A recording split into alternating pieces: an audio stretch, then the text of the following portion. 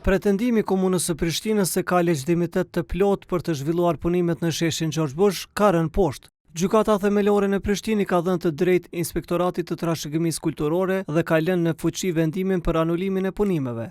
Departamenti për çështje administrative ka hedhur poshtë kërkesëpadinë e komunës së Prishtinës ndaj institucioneve të trashëgimisë kulturore.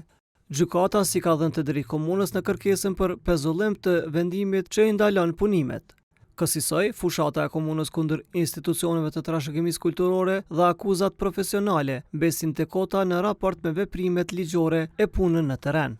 Saga e punimeve në Gjergj Bush do të niste në mars të këtij viti, kur komuna pa përfilluar ligjin për trashëgiminë kulturore, synonte punimet midis 5 monumenteve dhe zonës së mbrojtur të qendrës historike të Prishtinës. Komuna s'kishte marrë leje për ndërhyrje nga Instituti i Kosovës për mbrojtjen e monumenteve, si i vetmi institucion me mandat për miratimin ose refuzimin e projekteve që prekin trashëgiminë arkitekturore. Hidhet poshtë si e palejuar padia kërkesa për pezullimin e ekzekutimit të vendimit e paditësës propozueses Komuna e Prishtinës për shkak të mungesës së legjitimitetit aktiv.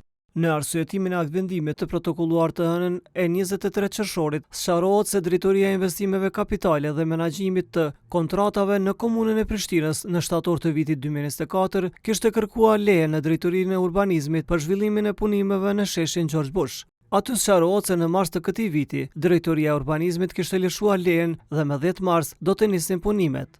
Në arsyetim shkruhet se Inspektorati i Trashëgimisë Kulturore do të inspektonte punimet 2 ditë më vonë dhe me 13 mars ka lëshuar vendimin për ndalimin e punimeve, pasi po bëshen veprime të paautorizuara në hapësirën e zonës së mbrojtur të monumenteve dhe zonën e mbrojtur të qendrës historike të Prishtinës.